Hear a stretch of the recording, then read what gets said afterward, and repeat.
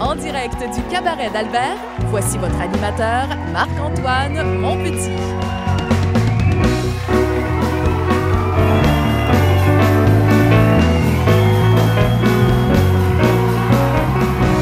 Mesdames, messieurs, bienvenue à Pas de temps à perdre! Je me suis fait beaucoup commenter sur Facebook de la dernière saison que je commençais tout le show en faisant ça. Fait que je me suis dit, ça devient ma marque de commerce. D'ouvrir les bras, même si ça ne veut absolument rien dire. C'est ma nouvelle marque de commerce. Merci encore une fois d'être là, tout présent à Valspec. Je veux leur donner une grosse main d'applaudissements. Merci à vous autres de vous être déplacés un mercredi soir pour venir à Valspec. J'aimerais qu'on garde nos mains ensemble pour applaudir aussi toute notre équipe technique de chez Création Websun qui sont là depuis maintenant 5 ans. 5 ans qu'ils sont là. Mon chum Joe Anderson. On remercie Jade qui est aussi là à la porte. Pas à la porte, en fait, c'est elle qui vend les t-shirts. J'espère qu'il y en a qui ont acheté des t-shirts. N'oubliez pas. Ah ben oui, yes, j'en vois. Pas assez, mais j'en vois. Est-ce que vous êtes prêts à commencer l'émission? Cet invité-là, c'est un des premiers invités que j'ai invité parce que, je ne sais pas si vous l'avez remarqué, depuis 5 ans, on boit tout le temps du vin. Et qui dit vin? Dit Christian Bégin.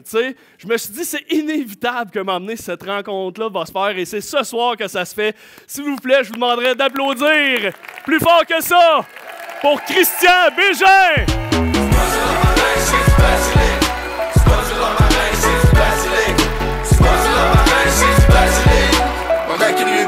Peux-tu vous dire combien j'aime le basilic? Merci Christian d'être là. C'est un... Excuse-moi, j'ai pas beaucoup de voix. J'ai perdu la voix. On va ramener Michel, s'il vous plaît. Bonsoir, vous allez bien? Oui. Cool. Christian, Oui. en 5 ans de pas de temps à perdre, Oui. j'ai calculé Oui. 9 fois que je t'ai Que écrit. tu m'as calé. Et j'avais eu aucune réponse. Je le sais. Pourquoi tu m'avais pas bloqué avant? Mais je voulais pas de bloc. Moi, j'ai une très mauvaise gestion des réseaux sociaux. Je suis un dinosaure et je sais pas comment gérer ça. Tout le monde me dit que je devrais m'y mettre puis être plus actif puis gna. Mais gérer mes messengers, gérer tout ça, j'aime pas ça, j'haïs ça. Mais ce qui m'a convaincu, c'est ta persévérance. Puis je te l'ai dit quand j'ai accepté, là, j'ai fait, ce gars-là est vraiment persévérant. Puis là, tu m'avais envoyé plein de codes des émissions que tu avais faites auparavant, les gens que tu avais réussi à obtenir ici sur ce fauteuil-là. J'étais vachement impressionné. Puis j'ai fait, je ne peux pas continuer à ignorer ce gars-là. Mais c'était pas une ignorance volontaire, là, vraiment. C'était pas du mépris ou de la condescendance. C'était, je suis pas bon. Hier, là, ça fait 2 jours que genre, je suis en répétition au théâtre, tout ça, c'est pas important, mais le matin, je me lève. Tout est important. Tout est important. Le matin, je me lève, puis depuis 2 jours, je ne fais que récupérer les 3 semaines de retard que j'ai accumulés pendant les vacances des fêtes. Puis je capote de voir le nombre de courriels auxquels je dois répondre, le nombre d'affaires qui se sont accumulées. Puis, tu sais, on a de moins en moins de patience par rapport à l'attente, par rapport au délai. Fait que... mais je suis très content d'être ici. Je suis en territoire un peu ami parce que je suis venu souvent jouer au théâtre ici à Valspec.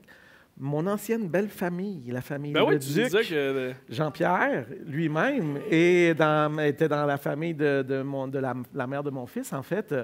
Jacques Leduc, qui est à Grande-Île aussi. Grande-Île, c'est ça, oui. Fait que je suis en territoire ami, puis je le sais que je suis entre bonnes mains parce que, et sans flagornerie, je t'ai regardé travailler et tu es vraiment impressionnant. Ben, merci, Christian. Ouais. Merci, c'est très, ça me touche d'entrée de jeu de commencer avec des fleurs. Si tu diras, tantôt, tu te garderas un pot.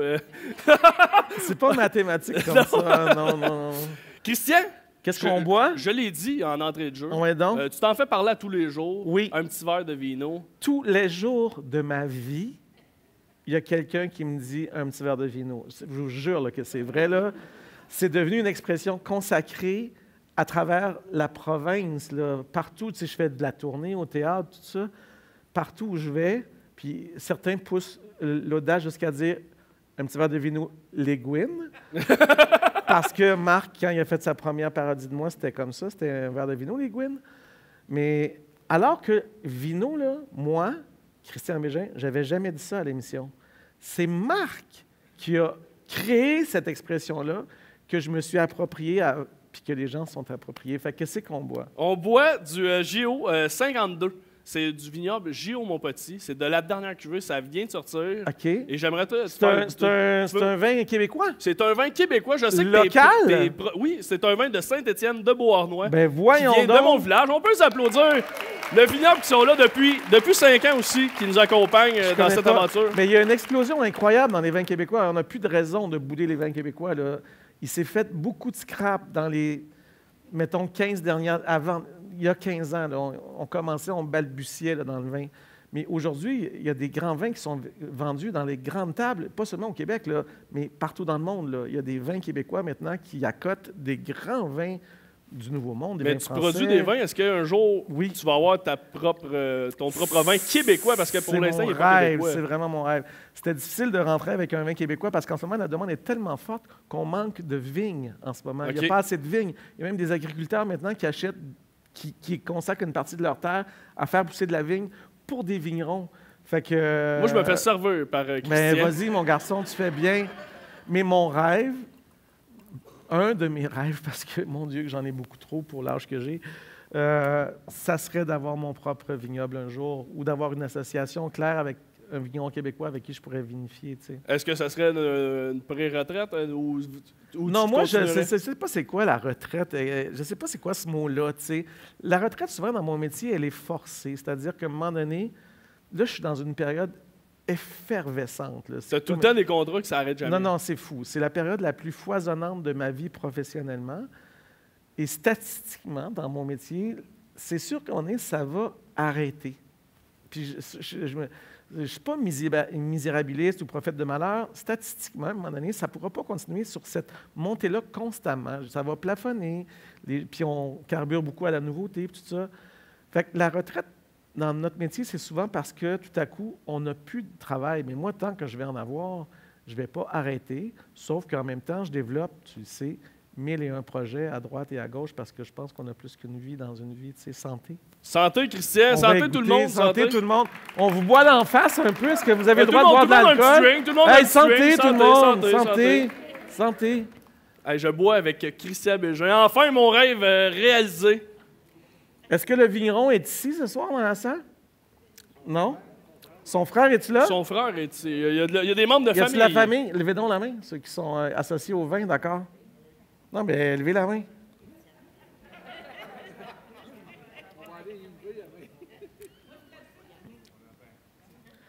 Le rouge au Québec, c'est un défi au niveau du climat. Hein? C'est une question climatique. Et je dois dire, c'est très sur le fruit, vraiment très, très sur le fruit, charnu, les tanins très équilibrés. Tu sais, c'est pas âpre, rien. Je suis assez étonné de ce que je bois en ce moment. Oui. Ça va une bonne main d'applaudissement. Très content, très content. J'avais une question pour toi. Vas-y donc. Est-ce que tu bois plus devant ou hors caméra? Moi, dans Ça a mes... été arrêt. Ça a pris du non, temps mais il avec faut que le monde de j'évalue. camp. Ben, c'est parce qu'en ce moment, je suis vraiment en ralentissement de ma consommation d'alcool. Parce que si Parce qu'à un moment donné, tu buvais une fois par jour. À chaque jour, dans le fond. je buvais, ça fait 30 ans que je bois tous les jours, 365 jours par année. 30 ans. Ça, on appelle ça un comportement alcoolique. Je suis un alcoolique fonctionnel, c'est-à-dire que je ne bois pas le matin, je ne bois pas le midi, mais je bois le soir, je bois tous les jours de ma vie.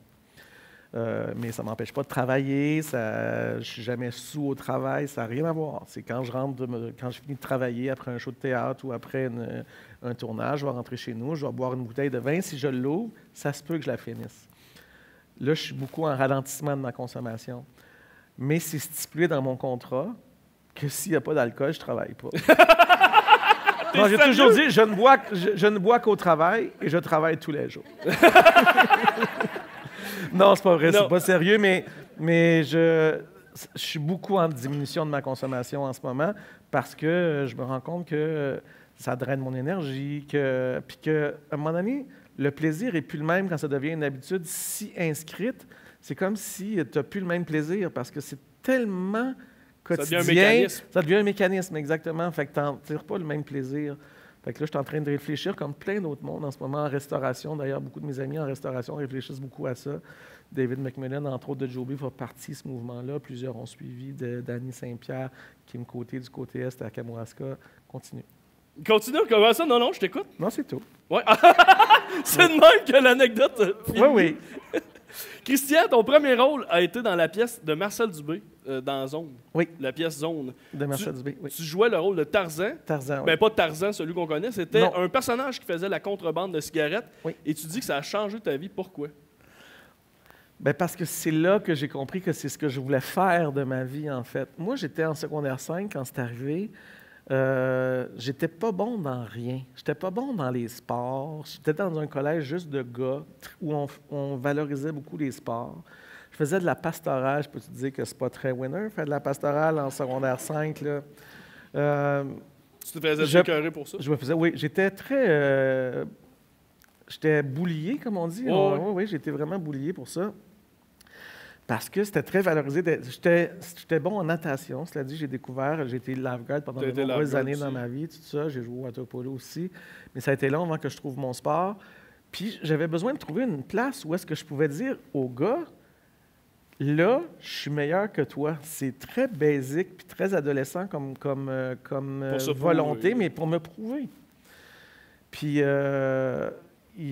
Rémi Leblanc, paix à son âme aujourd'hui, il est maintenant décédé l'an dernier d'ailleurs, après l'émission. J'ai fait l'émission première fois, je ne sais pas si quelqu'un l'avait déjà vu, avec Véronique Cloutier, puis il était là, je ne l'avais pas revu depuis.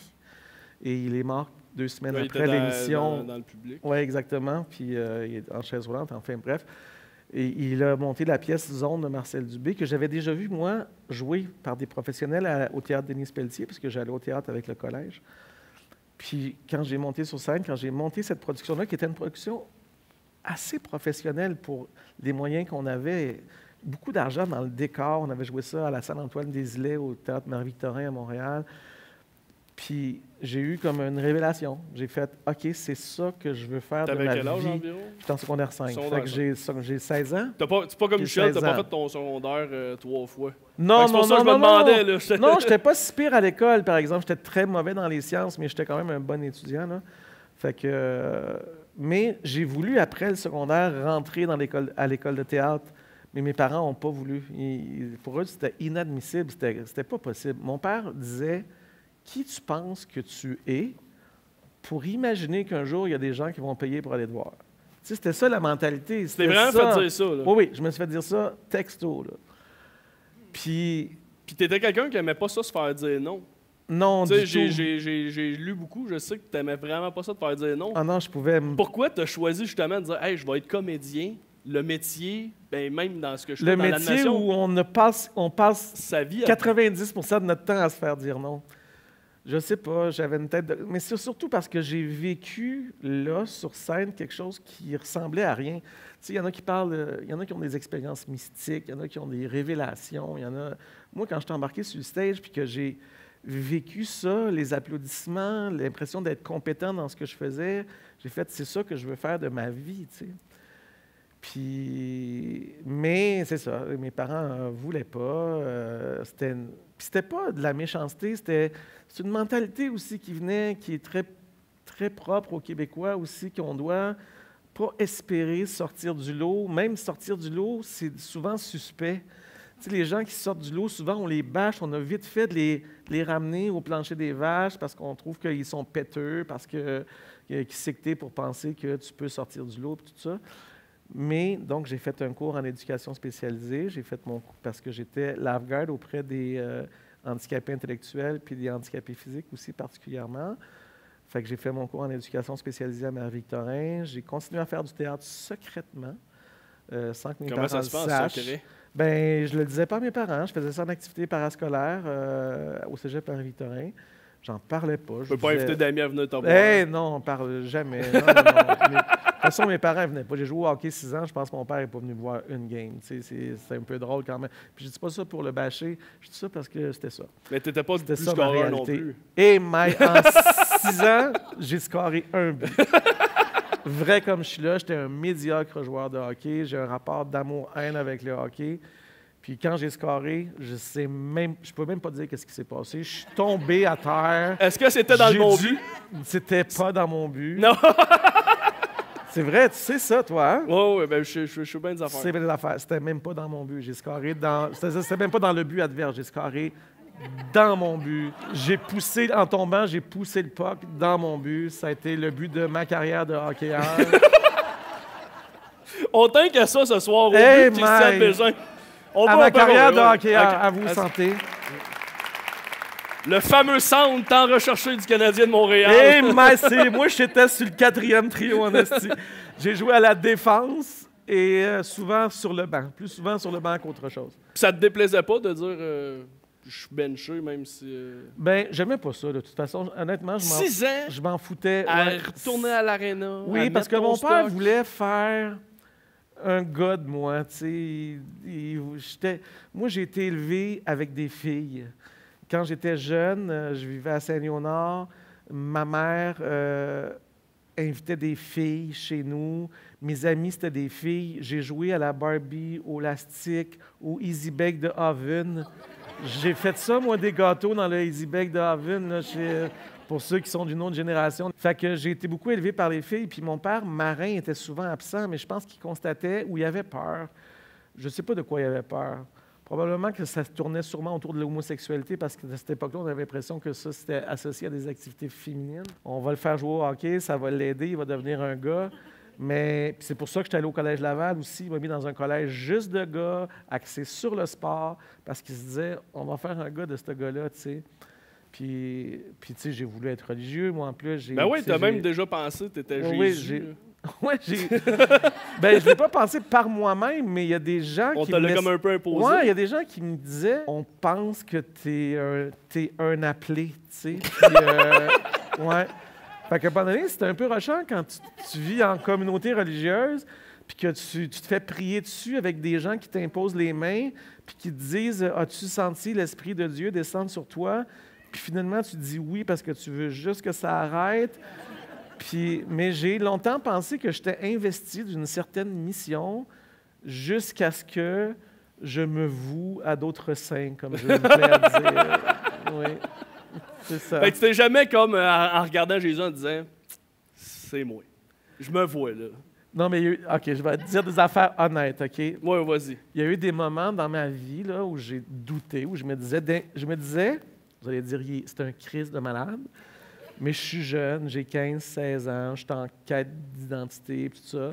Je me fais dire que j'ai peut-être la vocation, que je devrais peut-être penser à ça, puis je me cherche un groupe d'appartenance, puis on cherche une famille, puis on cherche à se distinguer des autres. Tu cherchais à appartenir à un groupe, oui, à appartenir à à faire un accepter groupe. aussi. Oui, exactement. Puis à un moment donné, je me suis dit, d'un coup, c'est moi. D'un coup, j'ai écrit dans le premier one-man show que j'ai écrit, parce que j'ai fait des one-man shows, On va en parler. Oui, j'ai commencé en humour, moi. Dans le premier one-man show que j'ai fait, j'ai un numéro là-dessus où je fais... J'ai vraiment dit dans des moments de ma vie, là, d'un coup, c'est moi. D'un coup, c'est moi, le nouveau Jésus. Là. Puis là, mettons, j'étais dans le métro. Et ça, c'est une vraie anecdote, vraie, là, sur la tête de mon fils. Je suis dans le métro. Le métro arrête à Frontenac à ce moment-là. C'est pas prolongé encore jusqu'à Honoré-Beaugrand. On se ramène à un autre temps, là, pour ceux qui connaissent le métro de Montréal. On sort pas de... J'arrive à Frontenac, c'est le terminus Georges V. Non, j'arrive à Georges V pour prendre le métro pour aller jusqu'à Frontenac.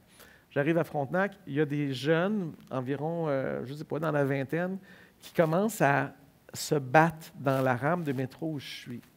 Et là, je me dis, j'ai honte, là, mais je l'ai vraiment pensé. Je me suis dit,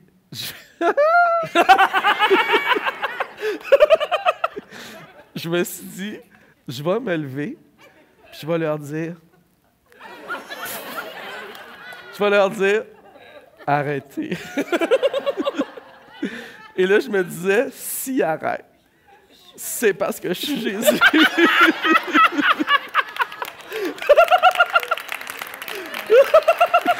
Mais je ne l'ai jamais essayé. Ah, t'as pas essayé? Non, j'avais bien que 3 chiennes. Je me disais, si je leur dis arrête, Puis qu'il me crisse une volée, j'étais pas amanché pour veiller tard, j'étais gros de main, je faisais 110 livres. Jésus s'est jamais défendu de bagarre, tu sais. Non, Jésus, il dit, si on te frappe sur la joue droite, tends la joue gauche. Non, pas vraiment. C'était pas mon bac. Fait que je l'ai jamais essayé. Fait que je le saurais jamais, dans le fond, si je suis Jésus ou pas. On le cherche encore. On le cherche encore, oui. On garde espoir. Moi, je me dis, c'est peut-être une deuxième carrière. Mais tu remplis déjà une église, tu sais. Oui, mais c'est assez ironique, ça, quand même, que je me ramasse à faire. Il y a du monde à la messe, moi, qui a tout un passé religieux, qui a toute une mythologie personnelle autour de Jésus, puis de l'Évangile, puis d'une foi que j'ai perdue, malheureusement, aujourd'hui. Mais pourquoi? Pour toutes sortes de raisons que j'expliquerai pas ce soir, mais je suis devenu vraiment je suis devenu athée, même pas agnostique. Il n'y a pas de doute pour moi. Je pense qu'on a un tour de manège. Puis ça nous rend d'autant plus responsables du tour de manège qu'on a à faire, sachant qu'il n'y a rien après. Des fois, on se sécurise en se disant qu'il y a quelque chose après, fait que ça nous dédouane pour faire toutes sortes de marde, en se disant Jésus va me pardonner ou Dieu va me pardonner de toute façon. Moi, je me dis, je suis responsable du tour de manège que j'ai en ce moment, puis je vais essayer d'en faire le mieux que je peux. Et puis déjà, j'ai commis beaucoup d'erreurs. Tu sais, fait que ouais, j'ai pas la foi, mais tout ça pour dire que par un drôle de concours de circonstances, je me retrouve à animer une émission qui s'appelle « Il y a du monde à la messe », qui a un succès relativement important, mais tout relatif parce que c'est à Télé-Québec, puis en termes de code d'écoute, statistiquement parlant, c'est pas comparable à ce qu'on peut vivre, mettons, à Radio-Canada ou à TVA. Mais pour ce réseau-là, que je vous invite à fréquenter plus souvent, parce que souvent, on a une opinion un peu détournée de Télé-Québec en pensant que c'est une télévision élitiste, éducative, puis faite pour les intellectuels, alors que pas du tout. Je trouve que c'est une télévision qui est innovante, puis qui fait plein d'affaires intéressantes. Mais je me retrouve à animer une émission dans une église, quand même, c'est fou. Oui, vraiment. Ouais. On a parlé justement de ton stand-up, que tu as commencé en stand-up parce que je pense que c'est une voie que tu dis, quand j'ai pas nécessairement de contrat, bien, je vais m'écrire moi-même mon propre matériel. Exactement. Tu as enseigné aussi à l'École nationale de l'humour. Pendant presque 10 ans, oui. Et là, j'ai une vidéo d'un étudiant qui t'envoie un mot que tu as eu dans les années 2000. C'est probablement pas celui que tu pensais. OK, vas-y donc. Ah! Alfie! Salut Christian! Salut Marc-Antoine! Désolé Christian, tu t'attendais sûrement à voir Robert Lepage. Ben non, esti, Alphée Gagné, hein? Un de tes étudiants dans la QV 2000 de l'École nationale de l'humour. Christian, Marc-Antoine m'a demandé de faire une petite vidéo pour raconter un peu ta présence dans ma vie, ta courte présence dans ma vie. Un moment charnière quand même, hein, parce que moi, j'avais 19 ans. J'ai fait l'école en 99-2000, l'École nationale de l'humour. Donc 2000-2020, ça va bien en esti, ma carrière. Hein? Ben non. Christian, je me rappelle de toi qui nous avait donné des coachings pour faire des auditions de pub, des auditions. On avait fait des petites auditions comme ça. Et tu m'avais donné le rôle parce que c'est moi qui avais été meilleur. Et puis c'est drôle parce qu'aujourd'hui, esti, j'en ai fait pas loin de 50 pubs. Ouais, j'ai pas d'armes, esti. Donne-moi du cash. Je vais à Toronto. Christian, je veux te dire merci aussi parce que je me rappellerai toujours, moi à l'École nationale de l'humour, je faisais beaucoup de personnages. Je sais pas si tu te rappelles de mon classique, le fakir, qui se suicidait en se coupant les veines à la fin du numéro. Non, c'était magique ce numéro-là. Un bel exemple d'appropriation culturelle. C'était assez fantastique. Et puis en rencontre personnelle, man to man, tu m'avais dit... Alphée, c'est le fun des personnages, mais c'est loin de toi. Puis oui, t'es un bon comédien, mais t'es plus drôle quand tu parles comme t'es là. Puis c'est drôle parce que venant d'un comédien, tu m'avais poussé à faire du stand-up pur. Puis ça avait donné le meilleur numéro que j'ai écrit à l'École nationale de l'humour, qui a été mon numéro de tournée. C'est mon numéro que je parlais de mes sœurs, que je parlais d'où est-ce que je venais. Puis c'est drôle parce que j'ai recommencé à faire du stand-up à 100% il y a 3 ans. Puis, tu sais, je reparle de mes sœurs, différemment, bien sûr, que quand j'avais fucking 19 ans. Mais, merci, Christian. Merci de m'avoir shaké. Merci de m'avoir amené ailleurs. Merci d'être l'homme que t'es. Merci d'être dans notre paysage télévisuel depuis fucking longtemps. Merci de ta vérité. T'es un grand. Ouais. Je suis fier de t'avoir rencontré. Je suis fier d'avoir travaillé avec toi. Et je vais terminer en disant une chose que j'ai eue sur le cœur depuis 20 ans. L'été 2000, ton ex-femme nous coachait en théâtre, en jeu. Oui. Et puis, j'étais un peu tombé en amour avec. C'était rien passé parce que Parce que je te respecte, mais ouais, j'étais en amour. Puis à un moment donné, j'ai déjà pensé que si j'avais eu le choix entre elle et toi, j'aurais choisi elle. Je suis désolé, Christian, je l'avais sur le cœur. J'espère que tu vas me pardonner. Cool. Bye, mon beau. Bye, Marc-Antoine. Bye, le public à Marc-Antoine. Vous êtes fou raide. Bon, je vais retourner lire le devoir maintenant. C'est très drôle parce qu'il y a 4 jours, moi, je vis juste à côté du bar Le Terminal, qui est un bar de stand-up à Montréal. Je vis à côté de là. Et je rentre le soir, j'étais allé danser au VV Taverna. J'étais un peu cross-side. Plus qu'une bouteille de vin. Ah, plus qu'une bouteille de vin, j'étais un peu cross-side. Et je croise Alphée qui sortait d'un show là au Terminal. Et la seule affaire qu'il m'a dit, c'est « Ah, Christian, tu t'en vas où? » J'ai dit « Ben, je m'en vais chez nous, je reste à côté. » Il dit « Je peux te souvenir de dormir avec toi? » Ça a été ça. J'ai fait « Non, Alphée, ça va être correct. » Et le lendemain, il m'a écrit sur Messenger puis il m'a dit « Je sais que je t'ai vu hier soir. Qu'est-ce que je t'ai demandé? » Alphée gagné. Fait que, mais tu as marqué quand même plusieurs étudiants. Je sais, même Cathy Gauthier a déjà dit il y a du monde à la messe, dans le confessionnal, qui a trippé sur toi. Fait que tu as marqué une Mais tu sais, j'ai commencé à enseigner génération. en 92. Fait que tous les Martin Matt, Louis-José Houd, les Denis Drolet, name it, là, les Dominique et Martin, tous ceux qu'on connaît, là, ça a tous été mes étudiants. T'sais. Moi, j'ai donné un cours qui était très peu populaire. J'ai fait plusieurs affaires à l'école, mais je faisais du coaching individuel, j'ai monté des shows pour les auteurs, j'ai fait les numéros du vendredi, parce qu'à tous les vendredis, les humoristes devaient monter un numéro à chaque semaine. Puis là, on donnait des notes là-dessus. Mais j'ai donné un cours très précis qui s'appelait « Éthique et contenu ». C'était comment développer un contenu éthique et éditorial en humour. Donc, comment se servir de l'humour pour développer un contenu éditorial et créer de l'opinion. C'est ça, créer un message. Moi, je crois beaucoup à ça. C'est le type d'humour que je pratique. Mais c'était pas évident de faire comprendre ça aux étudiants, puis c'était pas hot, c'était pas cool.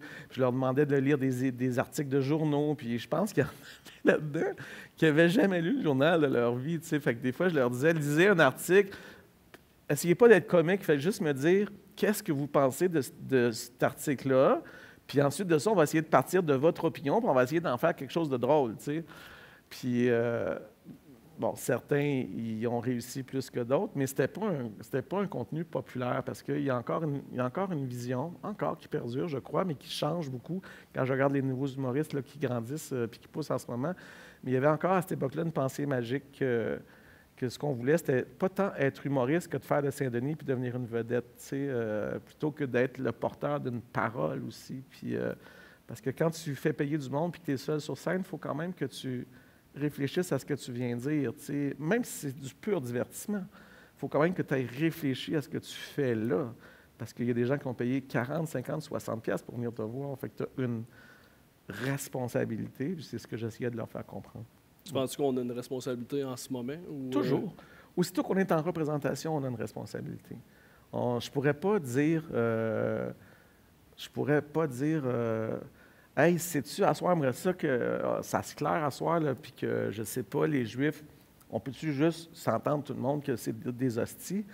Je peux plus, pas seulement je peux plus, on est sur scène, on a une responsabilité, on est en représentation.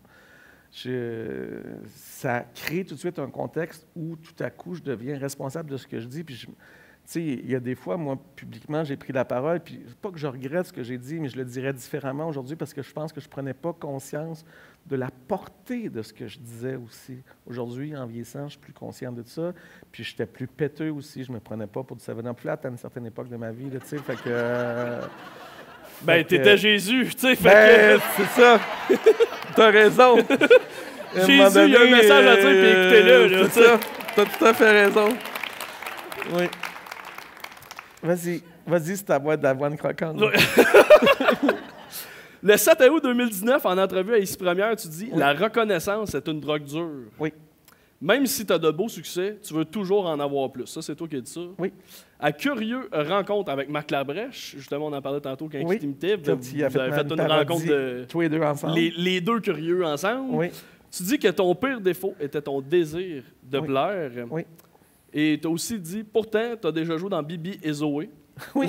La suite de Bibi Geneviève Absolument. sur TV Ontario. Oui. De ton propre aveu, tu as dit que tu étais content que ça joue juste en Ontario.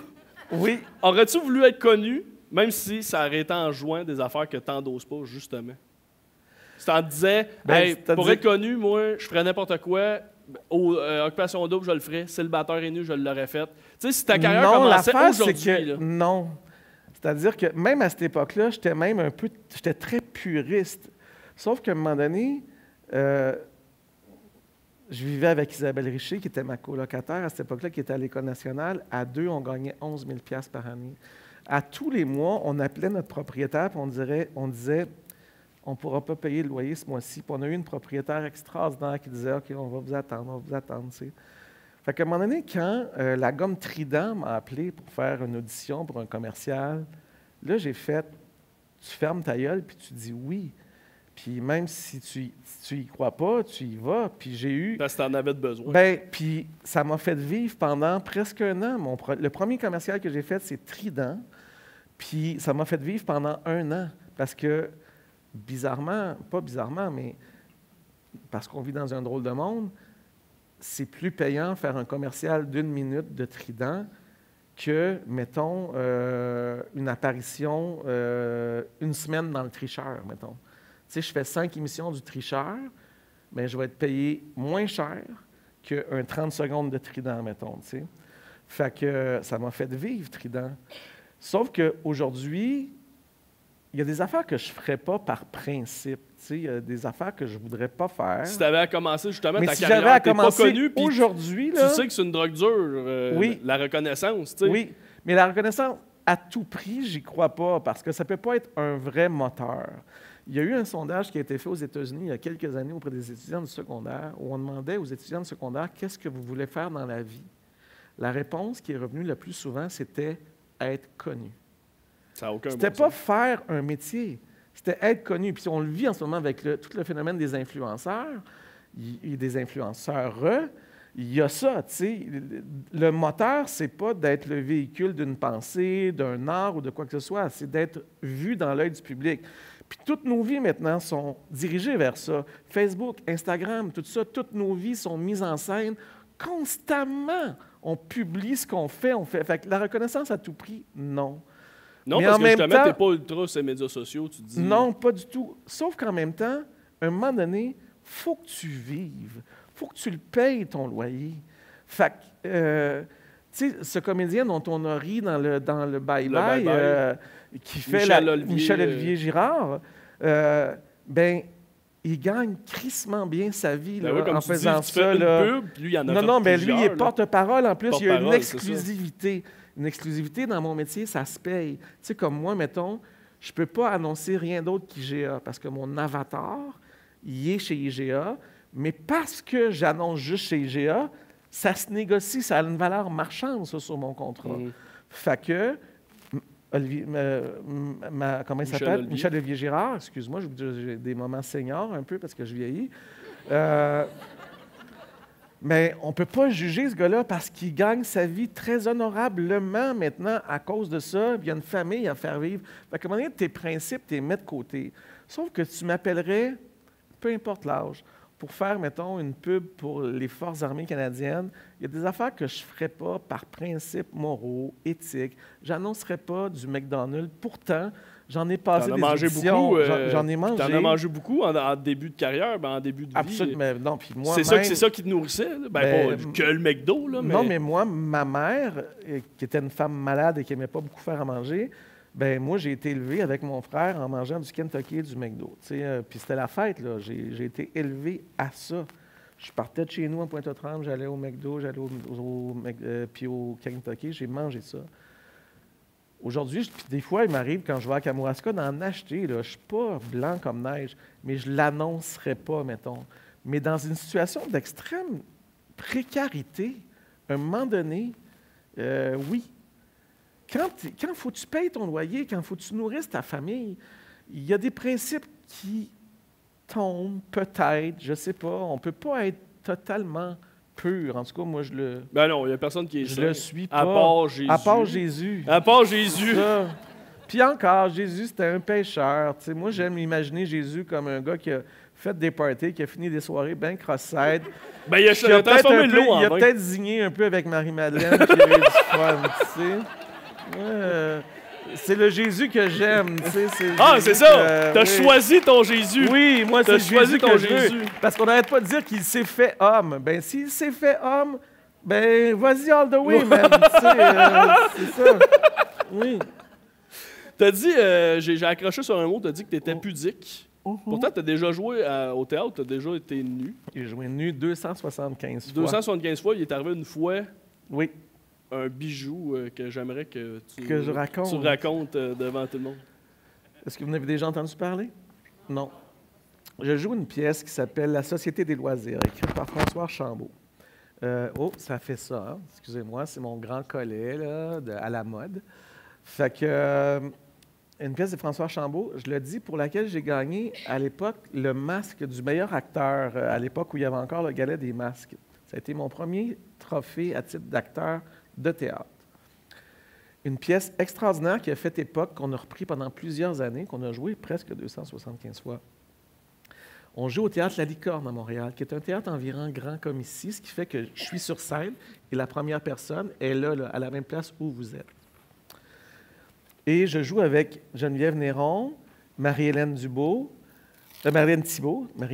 et Normand D'Amour, qui est devenu mon grand ami dans la vie.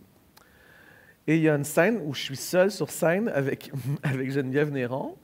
Je sors dans la coulisse et là, on m'arrose avec de l'eau parce que c'est comme si pendant que je joue dans la coulisse, je suis allé me baigner. Il y a une scène où on imagine que je suis allé me baigner dans la piscine et je rentre sur scène avec une serviette autour de la tête. Je suis flambette en dessous. Geneviève Néron est dans un fauteuil, justement, là où tu es, elle est étendue, et je la crouse. Dans la pièce, je suis plus vieux qu'elle. Je suis marié. Ma femme est encore dans la piscine avec Normand D'Amour. Puis Geneviève Néron est là. Puis j'en profite, je dis, on est un peu sous. C'est une pièce un peu sur la déliquescence de nos repères moraux. Puis j'enlève ma serviette, puis le personnage qui est très, très pogné dans la vie, il essaie de faire semblant qu'il est très à l'aise. Fait que je me mets de même et j'y parle. Et là, je suis flambette. Et là, vous êtes là. Moi, je suis tout nu. Moi, j'ai joué nu au cinéma. Il y a le filtre de l'écran. Au théâtre, il n'y a pas ça. Vous l'avez direct dans ma face, là. OK? Je vais vous dire une affaire. Quand on met un animal sur scène au théâtre, tout arrête. Pendant qu'un chien rentre sur scène, tu as beau dire n'importe quoi, les 30 premières secondes où le chien rentre sur scène, puis personne n'écoute rien, tout le monde regarde le chien.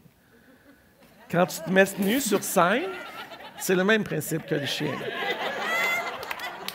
Tu as beau dire n'importe quoi, tout le monde fait « Ah, c'est ça la quéquette à Christian Bégin! » Et il y a une femme qui dit audiblement, la salle est pleine, comme ça, là, OK? On est environ la même capacité, OK? Et qui dit audiblement « Ah, mon Dieu, c'est décevant! » Juré craché. Juré craché. Moi, là, je vais vous expliquer un principe.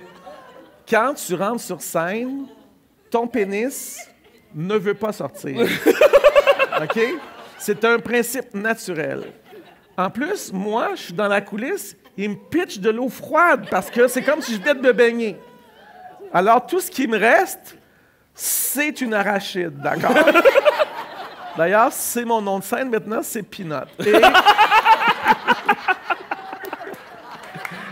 Et après qu'elle...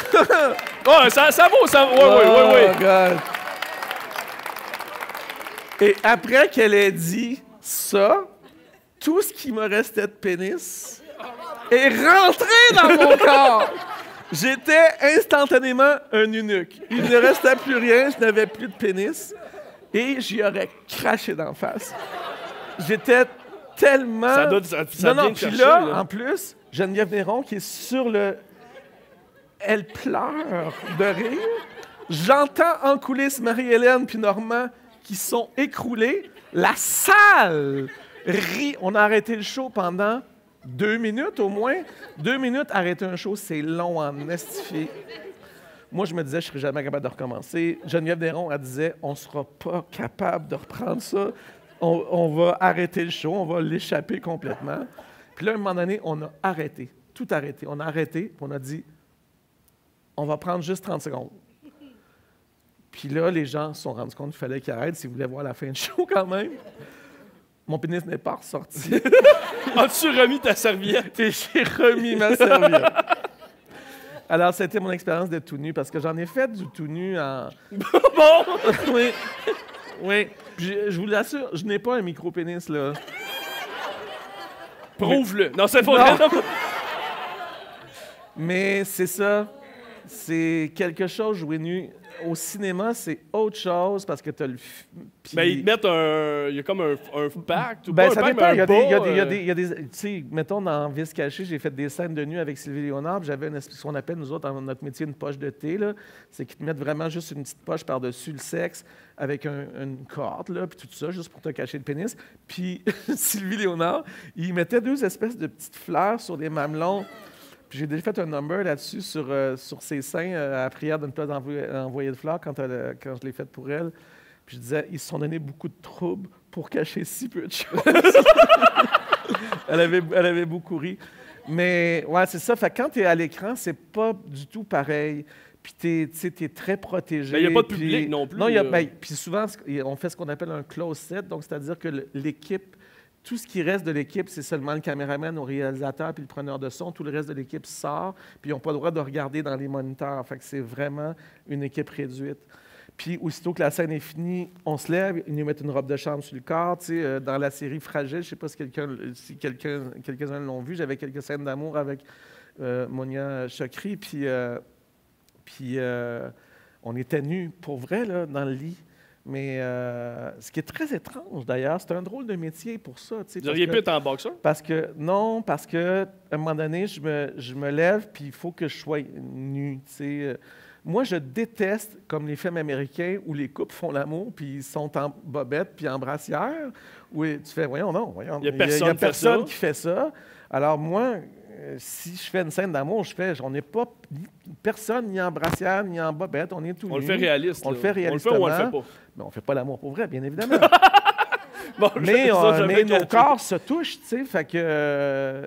puis ça, c'est un aspect de notre métier assez troublant. Puis souvent, les gens nous demandent, c'est-tu le fun à faire? C'est les scènes les plus désagréables à faire, parce que tu es dans une intimité que tu gères mal, il y a du monde...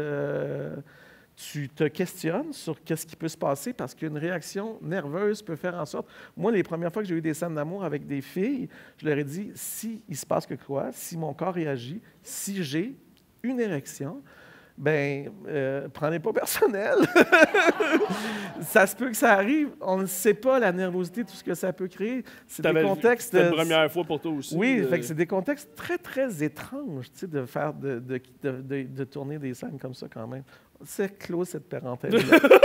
Mais félicitations, tu as quand même gagné un prix grâce à cette pièce. Oui, j'ai gagné un prix grâce à cette pièce quand même. Quand même, magnifique texte. J'imagine que c'est pour ce segment-là en particulier tu as gagné ce prix. J'espère que non. J'espère que c'est pour l'ensemble. L'ensemble. Tu as parlé, tu étais avec Normand D'Amour dans le texte. On peut aller voir la vidéo numéro 12. Normand avait un mot pour toi. Ah, Normand! Oh mon Dieu, c'est mon frère. Salut mon bel ami. Il y a très longtemps qu'on se connaît déjà, ça fait un bon boy. Je suis sorti de Sainte-Thérèse à 21 ans. Toi aussi, ça fait 36, 37 ans, bientôt 38 ans qu'on se connaît. Ça va faire 40 ans bientôt, mon Christian.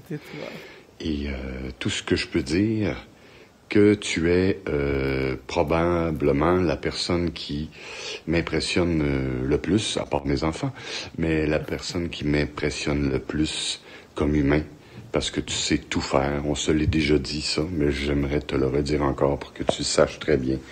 On se dit souvent qu'on s'aime, puis ça a toujours été. On a toujours été amoureux l'un de l'autre parce que on a quelque chose, les deux, qui fait en sorte qu'on apprend de l'un et de l'autre. Et ça nous émeut. Et puis, je dois te dire que je t'admire beaucoup parce que tu écris, tu animes, tu fais de la bouffe, t'es bon acteur, tout ça. Alors, il y a beaucoup de choses que moi, je sais pas faire encore. Encore, je dis bien. mais ça va venir. Alors, je voulais te dire et réitérer encore mon amour pour toi. Tu es une grande personne dans ce monde, et puis je suis content d'être ton ami. Salut mon chum, à bientôt. Profite. Ciao. Parle-nous un peu de cette amitié-là. C'est une grande amitié, Normand. On s'est connus à Sainte-Thérèse. Il était une année plus vieux que moi, donc il a fini une année avant moi. On a blendé tout de suite là-bas à Sainte-Thérèse. On a joué cette pièce-là qui nous a soudés, puis dans laquelle on a fait une tournée, à travers le Canada. Puis vivre la vie de tournée, ça crée des liens incroyables. D'être tout le temps avec les mêmes personnes. Oui, puis ce qui se passe en tournée reste en tournée. Sauf là. Non, mais ça, c'est vraiment c'est quelque chose qu'on se dit dans notre métier. Ce qui se vit en tournée reste en tournée.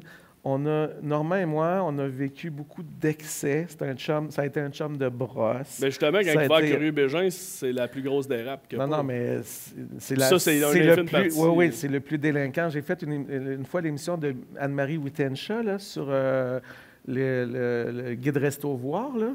Puis j'ai fini la journée avec Normand. J'ai jamais de ma vie été sous de même à l'écran, là. C'était avec Normand. Moins maintenant parce qu'on vieillit puis parce qu'on est plus sage. Mais Normand, je me plais toujours à dire que c'est un adolescent. C'est comme un adulte qui est resté adolescent. Puis on a une complicité immense. On a vécu des choses immenses. Puis il m'a suivi dans des périodes de ma vie plus difficiles. Quand je jouais, moi, cette pièce-là, la Cité des loisirs, ça a suivi le divorce avec ma femme. C'était une période où je buvais beaucoup, où j'avais des problèmes d'alcool à cette époque-là. Puis Normand m'a beaucoup accompagné dans toutes sortes d'affaires, puis il ne m'a jamais lâché. Puis on a fait plein de shows ensemble, pas seulement la Société des loisirs, plein d'événements. C'est un ami très, très, très, très proche. Fait que c'est une amitié. Puis, tu sais, on ne se voit pas tant. Mais à chaque fois qu'on se voit, c'est comme s'il n'y avait pas de temps qui s'était passé. Vous étiez vus hier. Oui, c'est ça. C'est ce genre d'amitié-là qui va durer tout le temps. Puis je sais que, tu sais, il m'arriverait de quoi ce soir, n'importe quoi, je l'appelle. Dans 5 minutes, il va être là. On l'appelle. On peut l'appeler à soir. Mais c'est ça, c'est une grande, grande, grande amitié. Et c'est un comédien de génie parce que ce gars-là, il m'a appris ma plus grande leçon de jeu. Je vous fais ça rapidement. Non, On a le temps? Je jouais dans la Société des loisirs cette pièce qui était une pièce très torturée. Je jouais un personnage vraiment très torturé, puis c'était dur. C'était une comédie dramatique. Moi, le dramatique, je l'avais pogné pas pire. Fait que, à tous les soirs, je me mettais dans tous mes états pour vivre ce personnage-là. Et si bien que je traînais ça dans ma vie privée. Ce qui fait que j'arrivais à la maison, j'étais désagréable, parce que je me disais, il faut que je vive ça intensément.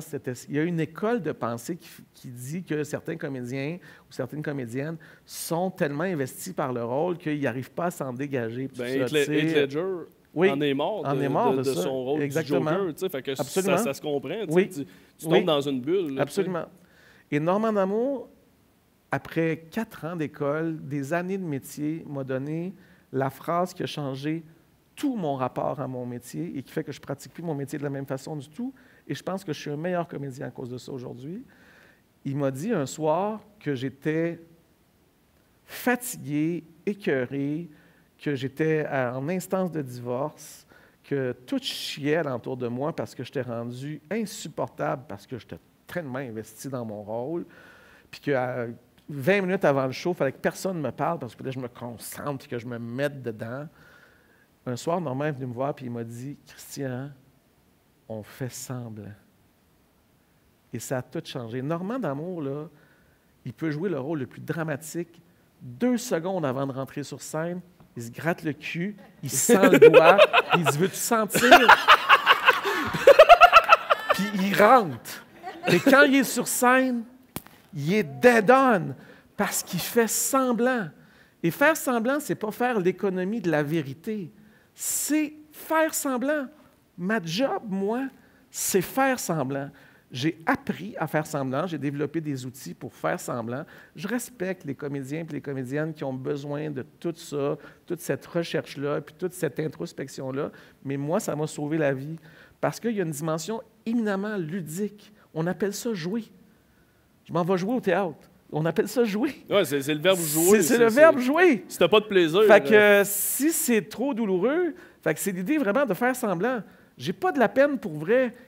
Normand, là, il peut brailler sa vie sur scène, puis tu y crois parce qu'il fait tellement bien semblant. Mais quand il a fini de jouer, c'est fini. Lui, il rentre chez eux, puis la vie est belle. Puis après, il y a des, tu sais, maintenant, Normand, il y a des magasins de jeux, là, les Randolph, tout ça. C'est un gamer incroyable. D'ailleurs, ça a pris des années. Ça fait des années qu'il cherche à me convaincre à jouer. Puis moi, je suis pas un gamer, mais là, il a trouvé mon jeu. Puis c'est quoi? C'est Secret Code. Je ne sais pas si tu connais ça, c'est extraordinaire, c'est un jeu capoté. Moi qui ne connaissais rien dans les jeux de société, c'est extraordinaire. Quand quelqu'un déjà connaît ça, Secret Code, tu connais ça, c'est fou, c'est capoté. Fait que... Mais Normand, il fait ça, il finit de jouer, c'est fini, il rentre à la maison, c'est fait. Moi, je rentrais à la maison, puis j'en avais pour des heures à me liquifier, puis à m'ouvrir les entrailles, puis à sortir du personnage, ou même pas à vouloir en sortir en disant « Je vais rester dedans, je vais rester dedans ». Puis je n'étais pas... C'était pas un personnage le fun, visiblement. Non, c'était un personnage douloureux, puis difficile, puis qui vivait une crise existentielle terrible. En même temps, les gens riaient beaucoup. C'est paradoxal, mais c'était tellement exagéré, puis c'était tellement deep, c'était vraiment... François Archambault est un génie, là, il a écrit des grandes pièces. Fait que Normand, il a changé ma vie comme comédien en plus. Il a fait de moi un meilleur comédien en m'apprenant qu'on fait semblant. Ben, on porte un toast à Normand d'Amour, oui. que moi aussi j'adore beaucoup. Il est incroyable. Je remercie d'avoir participé. Il est fantastique. Vraiment. Ça m'a beaucoup touché d'ailleurs. Christian, j'aimerais qu'on joue un petit jeu d'association. Ben, tu vois, OK. Moi qui ne suis pas un gamer. Toi qui n'es pas un gamer, je vais essayer de te faire jouer à mon jeu. Je te nomme 2 mots. Oui. Tu me fais une association. J'imagine que ça va te rappeler une anecdote. D'accord. Auto et car wash. Je t'essaie de pour dire ça. Le premier accident que j'ai eu en char, c'est dans un car wash. Mon père, je suis en secondaire 5, je suis au Collège Laval, c'est loin, c'est à Saint-Vincent-de-Paul. Pour mes 16 ans, je prends mon cours de conduite. Il m'achète une voiture. Je viens d'un milieu qui est quand même relativement famille moyenne aisée. Mon père gagnait bien sa vie. Il m'achète un Buick Century dans les premiers V6 qui existaient à cette époque-là, 2 portes gris, métalliques. Et ça fait même pas 2 semaines que j'ai le char. Et je me dis, je vais aller le faire laver au garage, au coin de Saint-Jean-Baptiste et Dorchester, à Pointe-aux-Trembles. C'est à cette époque-là, je ne sais pas si ça existe encore, là, c'est des car wash où tu rentres dans des rails, mais il faut que tu restes sur le drive parce qu'il faut que tu continues à avancer. Fermé, fenêtre, tout va bien. Et, à un moment donné, me pogne l'envie d'éternuer. J'éternue. En éternuant, je pèse sur le gaz. Le char sort des rails, rentre dans les brosses, défonce une partie de l'aile en avant.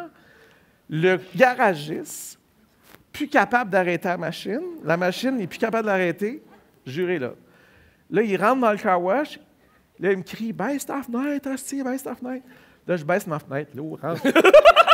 Il dit « Tabarnak, ça fait 20 ans j'ai mon car wash. Il n'y a jamais personne qui a pogné un accident dans mon car wash. » Ils se mettent à 3 pour me rembarquer dans le rail parce que j'étais rendu... Ça spinne encore? Ça spinne. Il y a de l'eau partout, là, man. Il y a de l'eau partout. Tout spinne. Il n'y a rien qui arrête.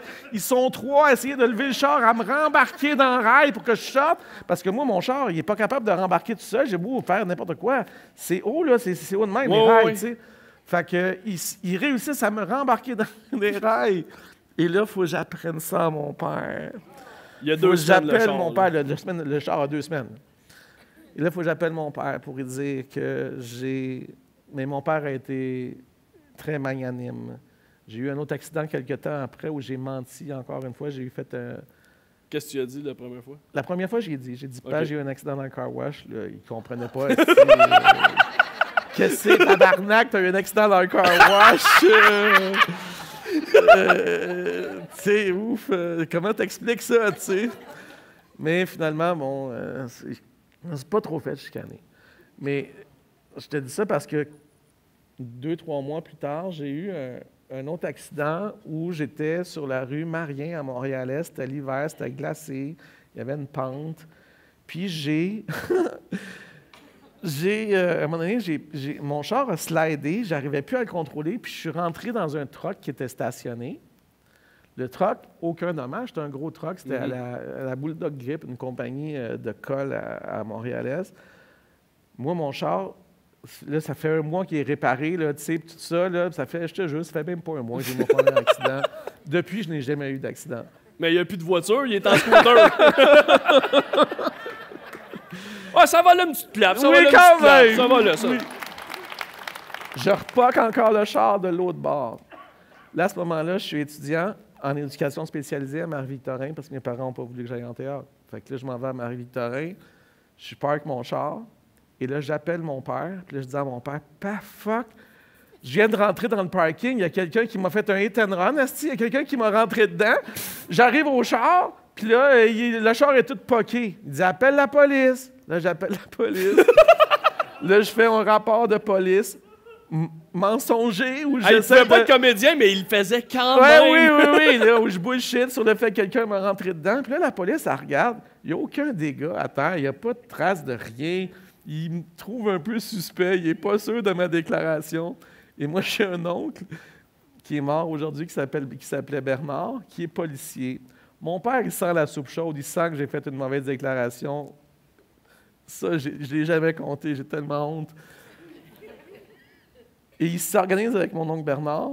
Et là, mon oncle Bernard m'appelle, qui est policier. Il dit, « Christian, c'est Bernard. » Il dit, « Je veux juste te dire, il dit, ton père m'a compté pour ton accident, puis il dit, il n'est pas sûr de ce que tu as fait, si tu lui dis la vérité. Il dit, moi, je te dis ça pour te rendre service, mais il dit, si tu fais une fausse déclaration, tu peux aller en prison. C'est pas vrai du tout. Mais moi, il me dit, il me dit ça, tu peux aller en prison, tu peux avoir un dossier criminel, ça peut être très grave. Il dit, je te suggérerais de dire la vérité. Là, moi, je capote ma vie, là, je ne sais pas comment. Et là, à cette époque-là, on avait des enregistreuses. Tu sais, des enregistreuses à cassette là, que tu pèses dessus, là, tu fais un record, puis là, tu enregistres. Et j'avais enregistré une déclaration sur cassette, sur laquelle j'avouais à mon père tout ce qui s'était passé. Puis je braille. J'ai pas voulu te compter de mentir, puis je veux pas aller en prison pour ça. Et j'ai remis la cassette à mon père. Et ils ont écouté ça, et ça a l'air, moi je n'étais pas là, que ça a été the laugh of the year. Là. Ils ont ri, ils m'en ont reparlé à Noël pendant 3 ans. Tous mes mononcles sous à Noël, ils me disaient, « Te souviens-tu, tabarnak, quand tu nous as fait ta confession sur ta cassette? » Ça a été épouvantable. Wow. Ça a été mes 2 accidents de char dans ma vie. Wow!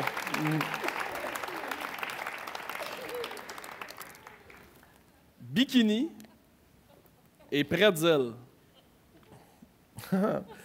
On peut aller voir une photo, c'est pas les bretzels que vous pensez. C'est ça. C'est vraiment Christian, pour ceux qui ne l'ont pas vu dans M'entends-tu. Oui, ça, c'est un rôle que j'ai joué dans M'entends-tu, une série magnifique que je vous suggère de regarder sur les ondes de Télé-Québec, dont la 2e saison commence cette année, cette semaine. Je jouais une transe, prostituée et toxicomane.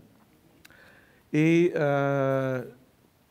j'ai vraiment pris ça à cœur. J'ai vraiment... d'ailleurs, je le dis, ça aussi, j'ai eu un gémeau d'interprétation pour ce rôle-là. Ben oui.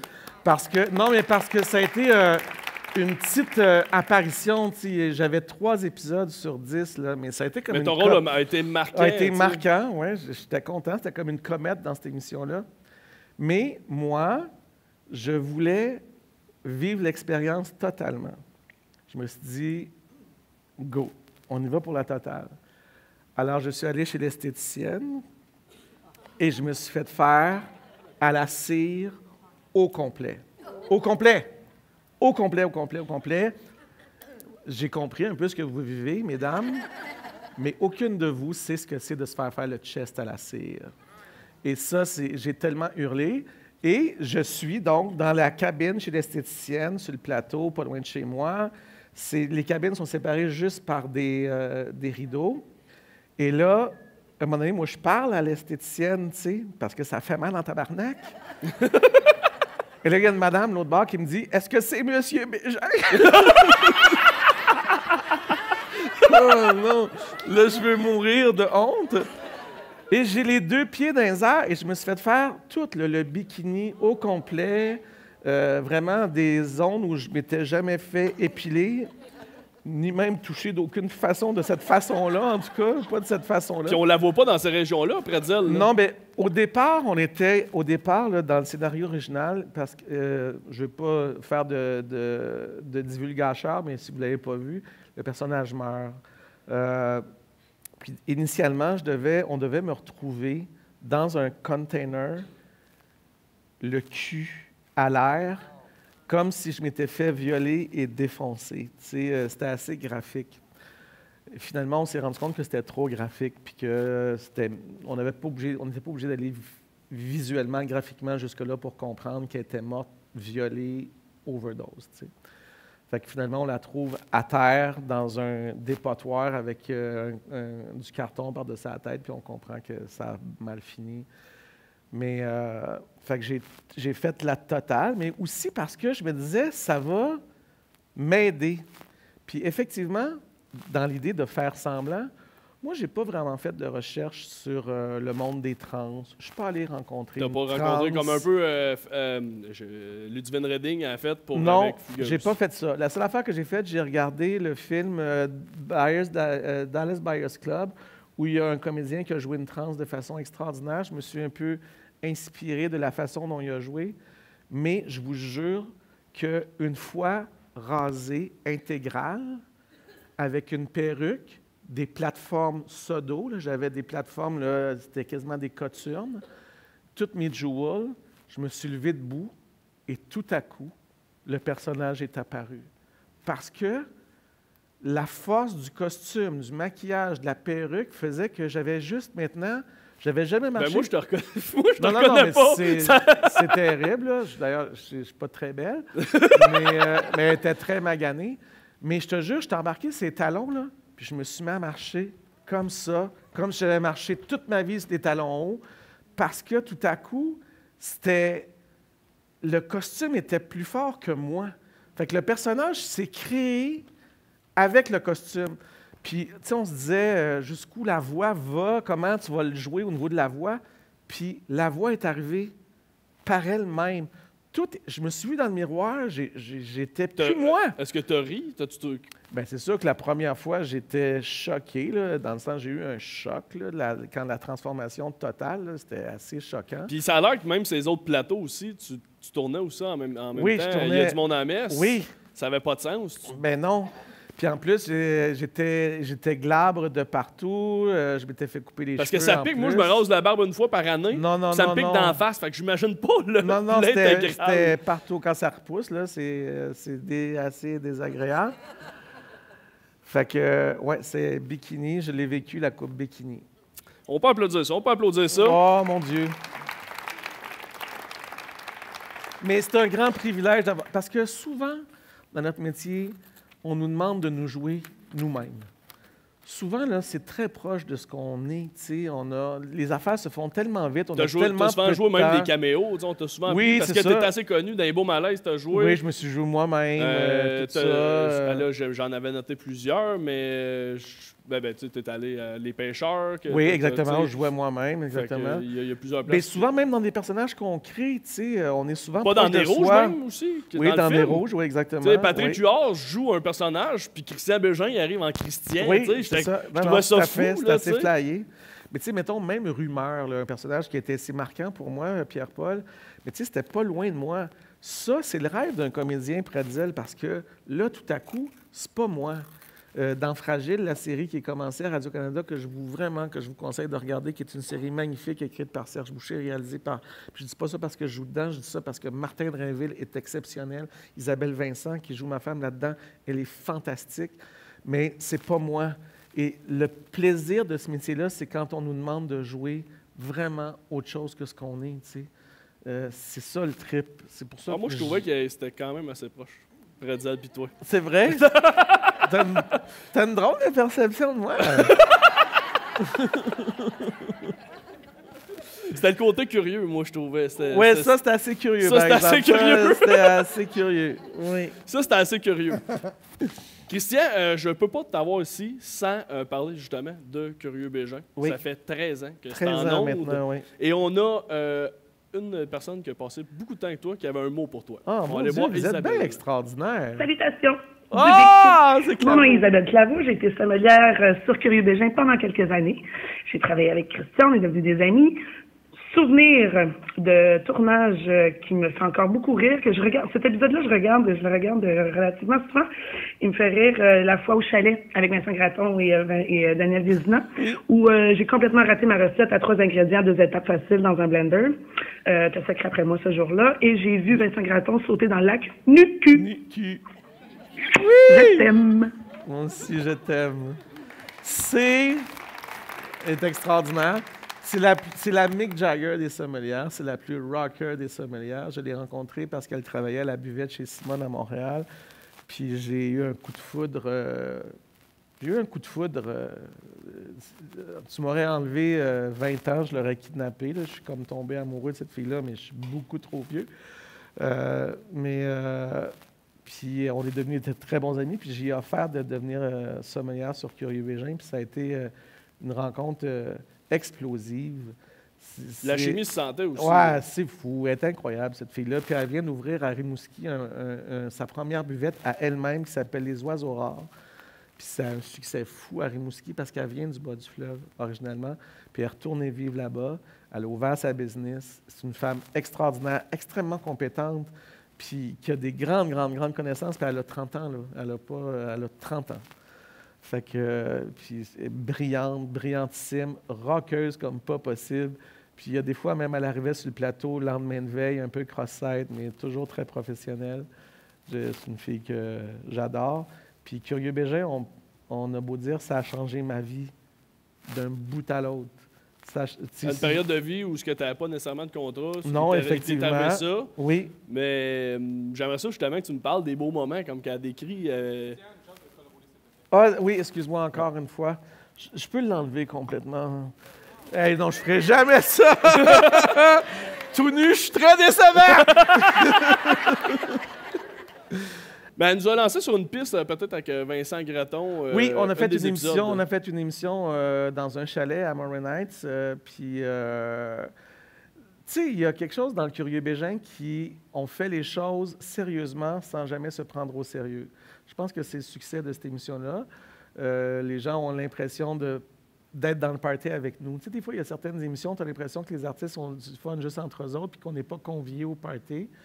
Je pense que dans le Curieux Bégin, ce qu'on a réussi au fil des ans, c'est de donner l'impression aux gens qui sont partie prenante. Parce qu'il y a beaucoup de monde même qui te confiait, qui te disait qu'il écoutait en buvant du vino Absolument. avec vous autres aussi. Là, Plein de gens qui nous disent « j'écoute ça avec mon chum, ma blonde » ou « on écoute ça en gang, on sauve une bouteille de vin puis on tripe avec vous autres ». Tu sais. Puis cette émission à laquelle fait référence Isabelle, c'est une émission qu'on avait tournée dans un chalet l'été. On a fait 2 émissions dans ce chalet, 3 émissions dans ce chalet-là. Puis Vincent, que j'aime beaucoup, que je connais, un grand complice aussi, un complice d'activisme citoyen, parce que moi, c'est très important dans ma vie, l'activisme citoyen. Puis on sait que Vincent est beaucoup là-dessus aussi. Vraiment, oui. On s'est croisés dans moult manifestations, Vincent et moi. Puis il était à l'origine du pacte aussi. Moi, je fais partie de la cellule. Je ne sais pas s'il y en a qui sont familiers avec le pacte. Oui, mais... puis même, on sait tout qui a été représentant à TV5 Monde. Oui, qui ont c'est fait ça, l'entrevue, exactement, tu sais. tout à fait. Fait que, puis dans cette émission-là, Vincent, on était un peu wild, je pense, dans cette émission-là. Puis elle a vu Vincent tout nu, mais on s'est tous pitchés dans le lac tout nu à un moment donné. Il faisait beau, il faisait chaud, on était libres, on était un peu sous. On oublie vite les Kodak, là, que oui, Bégin, là. Oui, mais nous autres, on les sent pas, les Kodak, puis l'idée, c'est qu'on les sente jamais, les Kodak aussi. Puis c'est ce qui fait que les gens ont l'impression d'être dans la maison avec nous autres ou au chalet avec nous autres. L'idée, c'est de ne pas faire sentir des Kodak. Fait que, mais ça n'a jamais été diffusé. Tu sais, bien sûr, il y a du montage. Il faut savoir que pour une émission d'1 heure de Curieux Bégin, on tourne 12 heures. Ça n'a aucun Regardez sens. 47 minutes écran. Là. Il y a 47 minutes écran qui sont tournées sur 12 heures qui sont gardées sur 12 heures de tournage. Là, tu sais, là. Imagines-tu Fait que, comment une série comme District 31 aimerait ça avoir le luxe d'avoir 12 non, heures je pour tourner un sais. épisode? Eux autres, ils tournent un épisode en une journée. Tu sais. Ouais. Nous autres, on tourne ça en 12 heures, puis il y a 6 jours de montage pour monter un épisode de Curie Bégin. C'est-tu parce que ça te dérape trop? Non, mais c'est parce que comment choisir... Parce que l'idée, c'est de tourner toute une journée puis de garder les meilleurs moments, tu sais.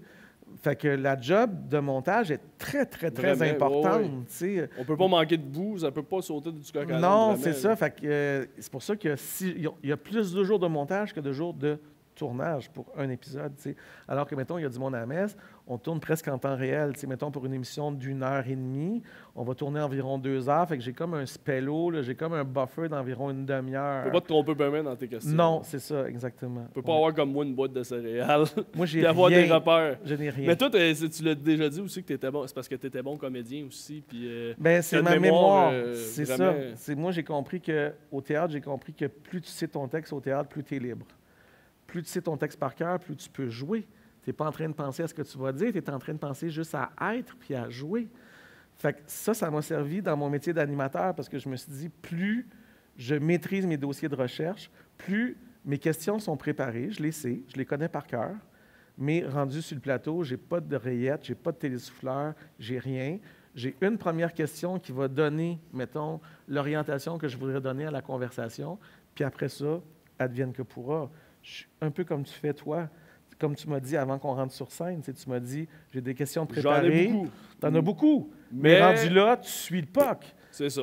Puis donc, on a une vraie conversation. Ouais, et voilà. Et c'est ça, pour moi, l'art de l'entrevue, c'est d'avoir une vraie conversation. Puis on a parlé de Vincent Gratton, ton Oui. côté militant. Oui. J'aimerais terminer, j'ai une petite vidéo, on va pouvoir revenir là-dessus. On OK. va parler de ton côté militant, justement. OK. On va aller voir une vidéo. Il nous reste combien de temps, là? On va aller voir une vidéo qui a été tournée à Victoriaville. OK. Tu réponds pas à ça. Non, d'accord. Manifestation devant Et l'hôtel maintenant, Victorin, où a lieu le Conseil général du Parti libéral ce week-end.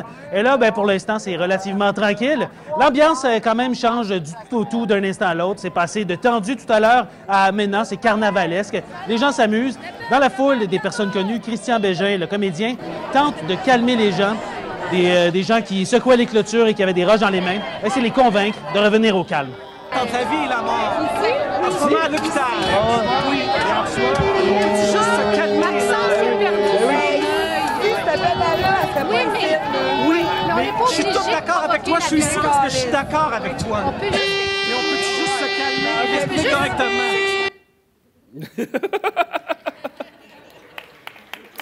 C'est un épisode assez troublant pour moi, cet épisode-là, parce que c'est la grosse manifestation qu'il y a eu à Victoriaville qui a très, très mal tourné. Moi, mon fils était très activiste, très engagé dans la grève étudiante de 2012.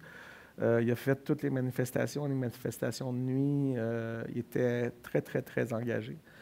Puis, lors de cette manifestation-là, c'est là qu'il y a eu comme des débordements. Et il y a eu un des manifestants qui était le meilleur ami de Théophile, qui a perdu un œil suite à un projectile en plastique, puis il a perdu son œil. Et Théophile, mon fils, était à côté de lui. Alors, si à 1 mètre de différence, c'est Théophile qui l'avait d'en face, là, tu sais. Puis, tu sais, on peut ne pas être d'accord avec ce qui s'est passé avec le mouvement étudiant, puis je le respecte ça, mais moi, j'ai trouvé cette jeunesse-là, j'ai trouvé que, malheureusement, c'est tombé vite. À un moment donné, on a cru qu'il était pour se passer de quoi, puis ces jeunes-là ont cru qu'ils étaient pour se passer de quoi. Il y a eu tout le mouvement des casseroles après, puis on sentait que c'était un mouvement qui était en train de devenir citoyen, puis une grogne réelle, ça dépassait le mouvement étudiant, ça devenait comme une contestation sociale devant un gouvernement que moi j'ai considéré un gouvernement qui nous a menti, puis qui a usurpé beaucoup de choses. Puis un de ces pions-là est en train de vouloir se présenter au Parti conservateur, puis il doit rire dans sa barbe en ce moment en disant « Asti, je vais pouvoir continuer à les fourrer, ces gens-là? » Ça, c'est mon opinion, vous n'êtes pas obligé de la partager. Mais cette journée-là, c'était une journée incroyable. Puis en même temps, c'est drôle parce qu'aujourd'hui, mon fils, qui était à la fois partagé dans le fait que je partage cette lutte avec lui. C'est comme si, d'un côté, il était fier que je partage la lutte avec lui, puis en même temps, il était comme tu peux juste me laisser vivre ma lutte tout seul? Tu n'es pas obligé de tout partager avec moi. Tu sais, il y a toujours cette frontière-là entre vouloir accompagner nos enfants, puis en même temps vouloir leur laisser vivre leur expérience. Tu sais, mais en même temps, moi, je me sentais concerné par ce mouvement-là. Puis à l'adolescence, fin de l'adolescence. Oui, fin de l'adolescence, tout ça, tu sais. Puis surtout quand tu as un père puis une mère, parce que la femme qui est à côté de moi, c'est sa mère, qui est une comédienne elle aussi. Surtout quand tu as un père qui est une personnalité publique, tu vis toujours un peu dans l'ombre. Ben, un peu dans l'ombre. Tu es toujours un peu occulté par le fils de. Oui, c'est ça, tu es le fils de. Fait il y a des fois, il m'a reproché d'être son compagnon de lutte, mais ce jour-là, il était content qu'on soit là parce qu'il était dévasté. Quand je dis il est à l'hôpital, il est entre la vie et la mort, c'est vraiment ça. Là. À un moment donné, on a craint pour la vie de cet enfant-là. Puis Théophile était à l'hôpital avec lui. Puis nous autres, on était là. Puis là, puis quelques minutes après ça, ça a chié vraiment plus que ce qu'on voit là. Ça a dégénéré complètement. Alors qu'à ce moment-là, Jean Charest faisait des blagues à l'intérieur en disant « On va les envoyer dans le Grand Nord, ces étudiants-là. » Je ne sais pas si vous vous souvenez, c'était des blagues de tellement mauvais goût. Fait que, pour montrer comme quoi, des fois, nos politiciens ne sont pas en adéquation ou en écho avec la population. Mais bref, pour revenir à Vincent, on a été de plusieurs batailles. Puis ça fait partie de ma vie, ça, ce désir-là d'être un... Et c'est pas le personnage public qui est là quand c'est le vrai Christian. C'est le citoyen. C'est le citoyen. C'est le citoyen indigné puis qui dit comment moi je peux agir politiquement. J'ai été beaucoup approché par plusieurs partis pour m'impliquer dans la politique active, mais je ne crois pas au système de représentation parlementaire dans lequel on vit en ce moment. Fait que pour moi, c'est une des façons d'essayer d'agir à titre de citoyen. J'en ai fait là, des esclandres et il y a une année à Rivière-du-Loup, j'avais dit, ça avait créé tout un tollé, là, j'avais dit la prochaine fois que c'était Couillard qui était au gouvernement, puis Couillard n'arrêtait pas de nous dire on n'a pas d'argent, le gouvernement n'a plus d'argent, il faut que vous appreniez à vous serrer la ceinture. Moi, j'ai fait publiquement, c'était une grosse manifestation. Moi, on a la vidéo de ça. Vous l'avez de ça? Si on peut aller voir. Là. Ah non.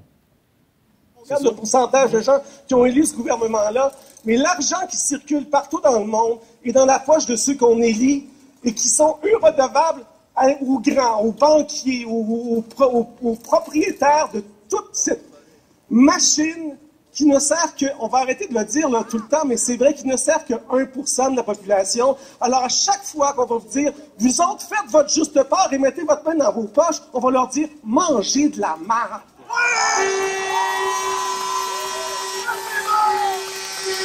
Et ça avait créé un tollé, là.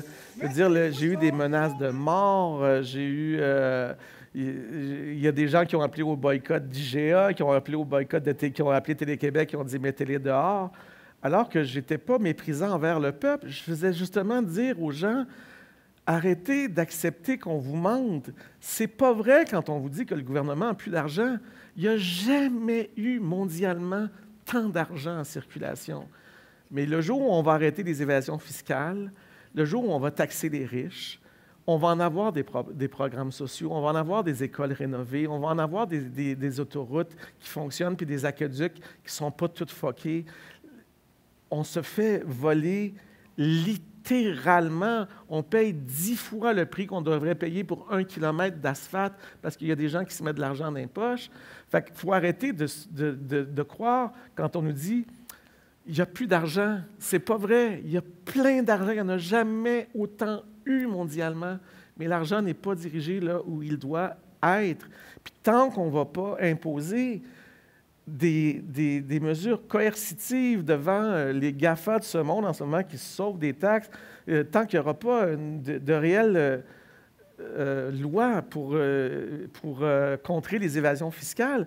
Juste en évasion fiscale, on pourrait remettre l'économie mondiale à flot, là, à flot complètement. C'est des milliards, de centaines de milliards de dollars qui nous échappent et nous qui sommes surtaxés, tu sais. Fait que je ne veux pas m'emporter là-dessus, mais c'est ça. On voit que tu as... on riait tantôt avec Jésus, mais tu as encore la foi, parce que tu as la foi de croire en ça. Moi, d'une part, je crois à notre pouvoir citoyen. Je trouve que le pouvoir, c'est nous qui l'avons. On n'arrête pas d'élire des gens en leur remettant le pouvoir entre les mains, mais ces gens-là, essentiellement, là, ils sont à notre service.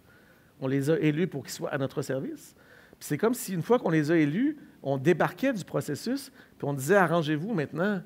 Mais non, il faut que la démocratie, il faut qu'elle soit active, puis qu'elle soit vivante d'une élection à l'autre. Il faut qu'on continue à être des citoyens vivants puis engagés d'une élection à l'autre. Sinon, on délègue le pouvoir à des gens qui font ce qu'ils veulent, alors qu'ils sont élus pour être à notre service. C'est ça leur mandat.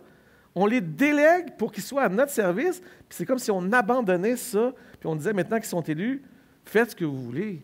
Puis ça devient une espèce de free game incroyable, d'où nous sommes, de laquelle game nous sommes les plus floués, tu sais. Fait que, enfin, on pourra avoir une longue discussion là-dessus.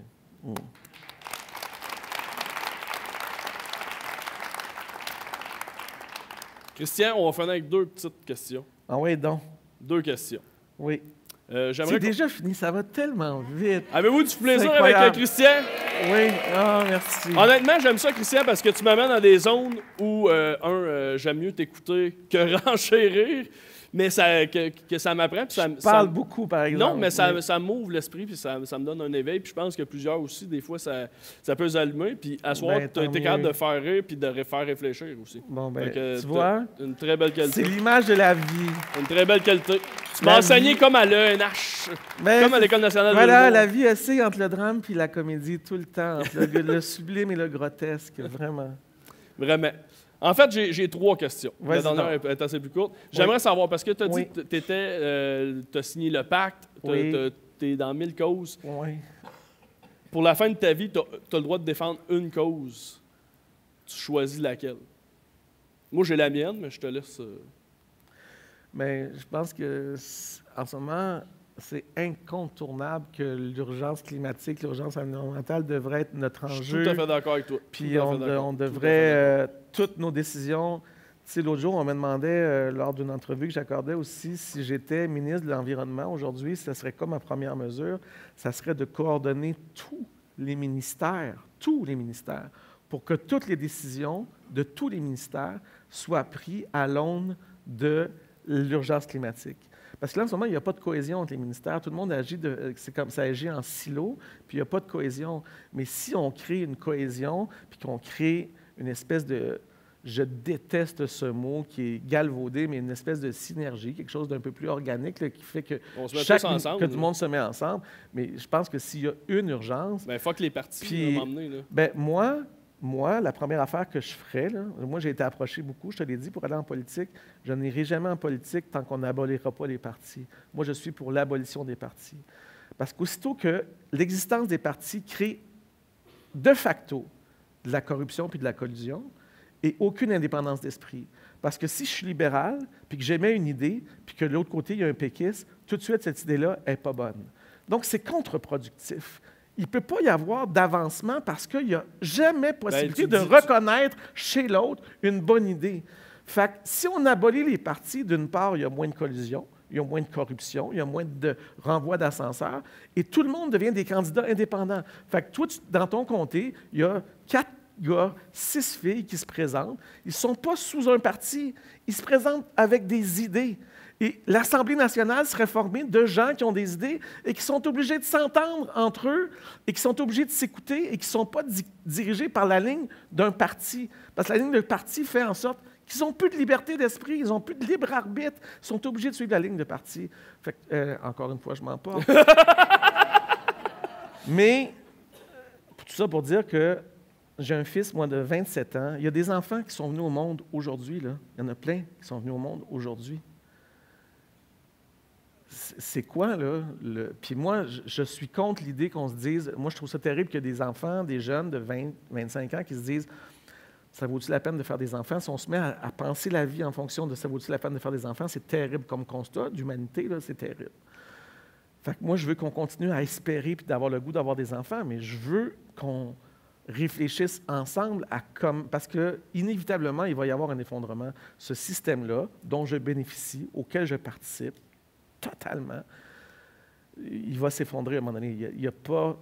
C'est inéluctable. Ça va s'effondrer, puis on va devoir réinventer. Puis déjà, la génération de mon fils sont déjà en train d'appréhender le monde d'une autre façon complètement. Le rapport au travail, le rapport à l'autre, le rapport au territoire.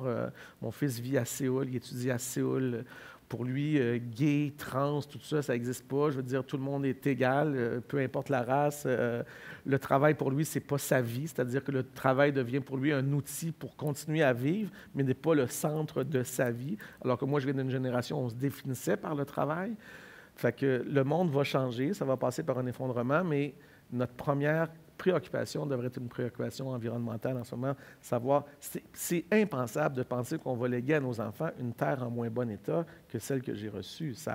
C'est indécent. C'est d'un narcissisme odieux, je trouve. Ouais. Encore une fois, Christian, bravo. Comme je te dis, il me reste 2 questions. Vas-y donc. On va essayer de finir dans l'humour. On va aller voir une photo oui, parce que c'est down en esti. Mais en même temps, non, c'est un appel au possible. Moi, je me dis, c'est un appel à ce qu'on est capable de faire collectivement. On n'est pas des sans-dessins. On est capable de faire ça collectivement. Tout à fait d'accord. Voyons Tout à donc. fait d'accord. Pas de temps à perdre, ça sert à ça. Oui. Changer les choses. Oui.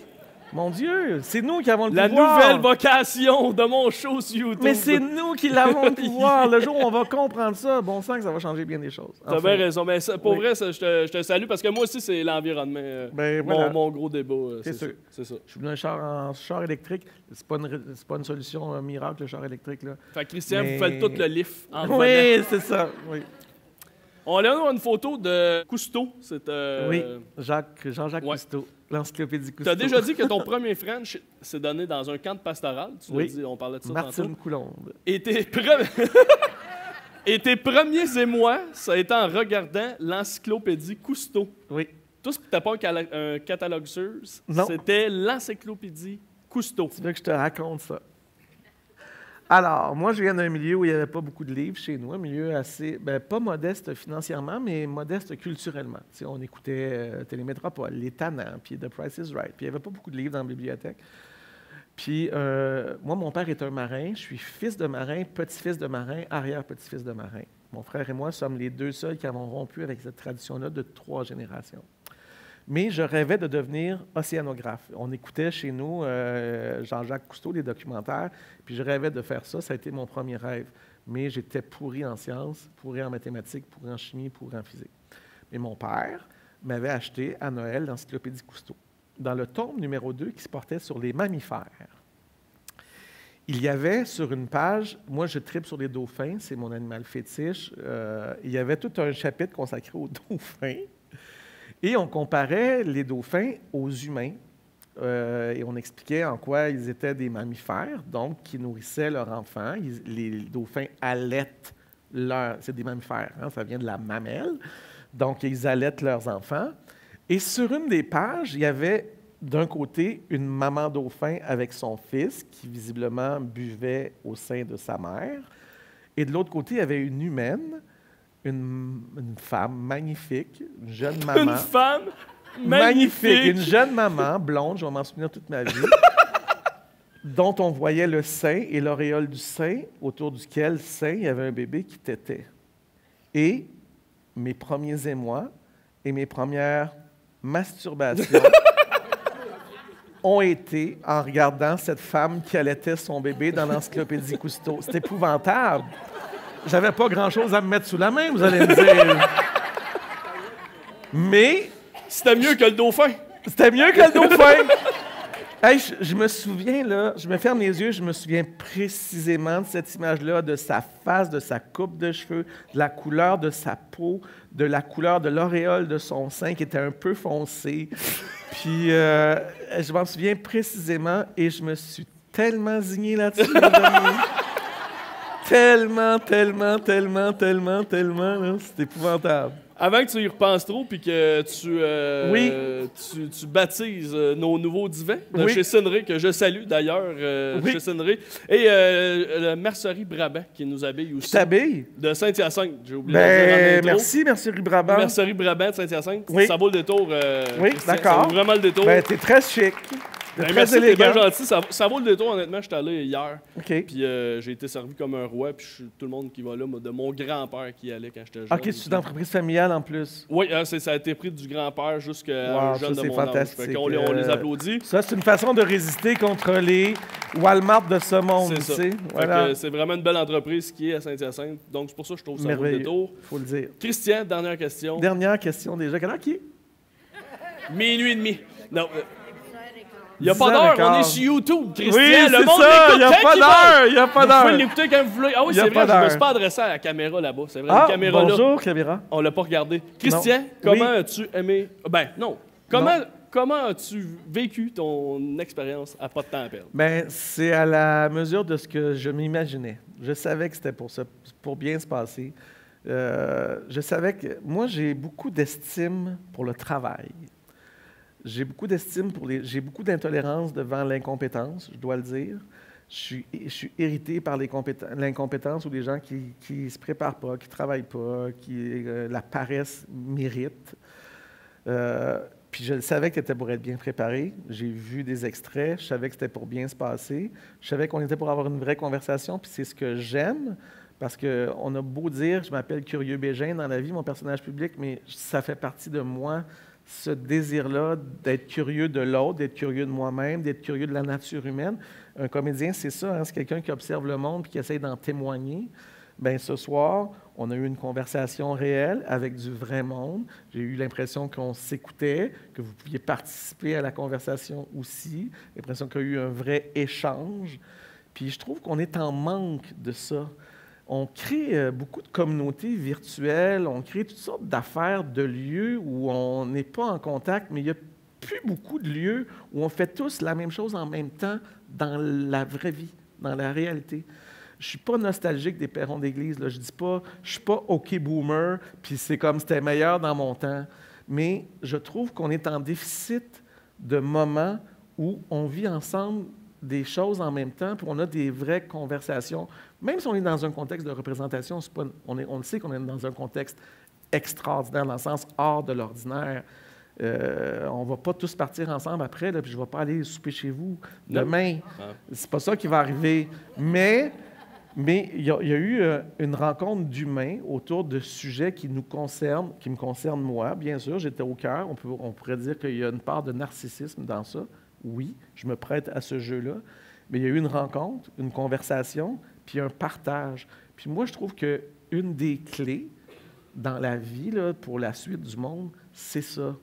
C'est d'être curieux de l'autre, d'écouter, de des fois se rendre compte que ce que l'autre a à dire est peut-être plus intéressant que ce qu'on a à dire nous-mêmes. Véronique Grenier, une jeune philosophe et autrice que je vous suggère de fréquenter, disait qu'une des choses les plus difficiles à faire à un être humain, c'est d'y faire changer d'idée. On tient à nos idées plus que tout au monde, puis on peut même commettre des barbaries pour une idée. Mm-hmm. Mais le jour où on va apprendre à devenir, et je le dis à moi-même, là, à devenir perméable aux idées des autres, aux propos des autres, puis à apprendre que peut-être que l'autre qui ne pense pas comme moi, parce que là, on se réfugie beaucoup dans des communautés où on pense pareil, on se tribalise, hein, on crée des nouvelles tribus de pensée, parce que si moi je pense que la Terre est plate, je peux en trouver 10 millions qui pensent comme moi que la Terre est plate. Fait qu'on se sécurise en se disant, je ne suis pas tout seul à penser de même. Mais plus on va devenir perméable à la pensée de l'autre, plus on va engager une réelle conversation avec l'autre, on va faire preuve d'empathie, d'ouverture, d'accueil.